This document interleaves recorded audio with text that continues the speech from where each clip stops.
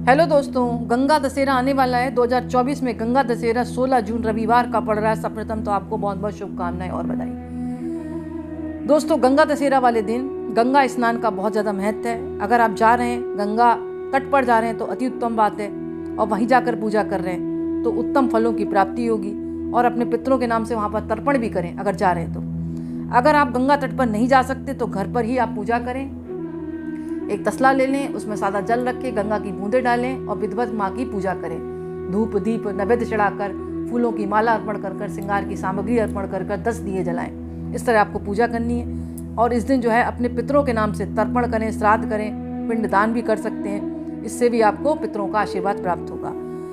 लेकिन अगर आप गंगा तट पर जा रहे हैं तो कुछ बातों का रखिए ध्यान, नहीं तो आपको पूरा फल प्राप्त नहीं होगा। जैसे गंगा स्नान के समय शरीर को रगड़ कर नहीं नहाना चाहिए, क्योंकि गंगा को मोक्षदायिनी कहा गया है। गंगा दशहरा पर स्नान करने से पापों का नाश होता है। ऐसे में स्नान के बाद शरीर को किसी कपड़े से नहीं पोंछे, सीधे स्नान कर लें, बस अपने रूप से उसको स्वाभाविक रूप से सूखने दें। और जब स्नान कर रहे हो तो हर हर गंगे कर कर स्नान करें। ये बात वहीं तक सीमित नहीं है, आप घर पर भी इस नियम को पालन करें। यानी घर पर भी स्नान कर रहे हैं, अगर बाल्टी में जल भरकर और उसमें गंगा की बूंदें डालकर, तो हर हर गंगे कर कर स्नान करना है।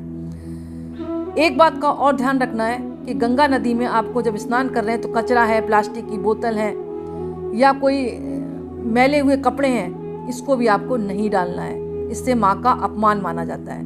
वैसे तो आपको किसी समय नहीं डालना चाहिए, लेकिन इस दिन विशेष कर ध्यान रखें, क्योंकि माँ का अवतरण दिवस है ये।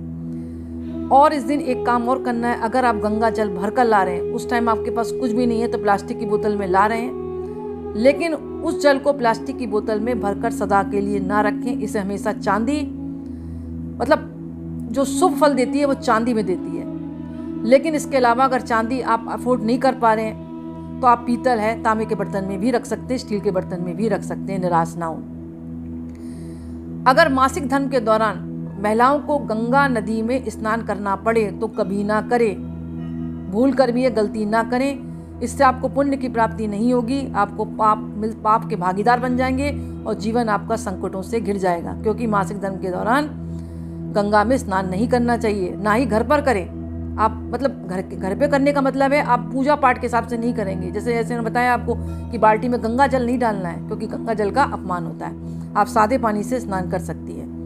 गंगा दशहरा के दिन मिट्टी के घड़े में पानी भरकर फिर उसमें कुछ बूंद गंगा जल की डाल दें। इसके बाद कुछ उसमें चीनी डालें और ढक्कन लगाकर आप किसी ब्राह्मण को दान कर सकते हैं। वैसे तो इस दिन जो है 10 चीज़ों का महत्व है, या तो आप अलग अलग 10 चीज़ें दान कर दें, और अगर नहीं कर सकते तो 10 मटके हैं, 10 सुराही है, 10 फल हैं, या अनाज ले रहे हैं तो 10-10 किलो, जैसे अपनी सामर्थ्य के अनुसार आप दान करें। यानी जो भी चीज़ दान कर रहे हैं वो 10 चीज़ दान करें। और किसी शिव मंदिर में ज़रूर जाएं, ज़रूरतमंदों को वहाँ दान करें, कुछ ना कुछ जो भी आपके पास सामर्थ्य है।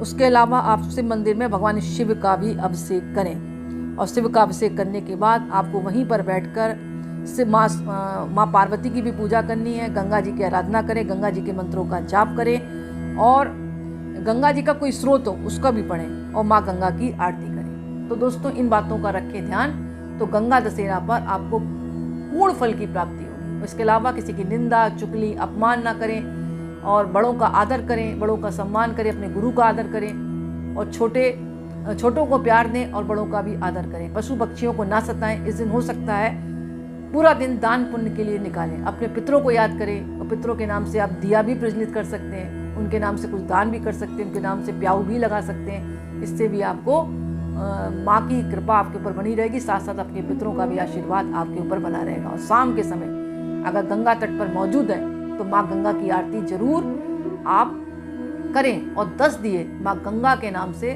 जलाकर बहती हुई नदी में आप प्रवाहित कर दें। आप केले के पत्ते पर रखकर बहाते हैं तो अति उत्तम है। अगर नहीं मिलता तो साधारण पत्ता जैसे बरगद का होता है ना, उस पर भी रखकर आप प्रवाहित कर सकते हैं। शाम को पूजा का महत्व बहुत ज़्यादा है, अनंत गुना फल की प्राप्ति होती है। और किसी भी सुहागिन महिला को इस दिन सुहाग की सामग्री, हरे रंग की चूड़ी माँ गंगा समझकर जरूर दान करें। इससे भी आपको अनंत गुना फल की प्राप्ति होती है। अगर सास नहीं है आपकी तो किसी दूसरी महिला को दें, अगर आपकी सास है तो उनको ही आप माँ के रूप में अगर आपकी सास सौभाग्यवती है तो उसको जरूर आप दान दें, उनके चरण स्पर्श करें।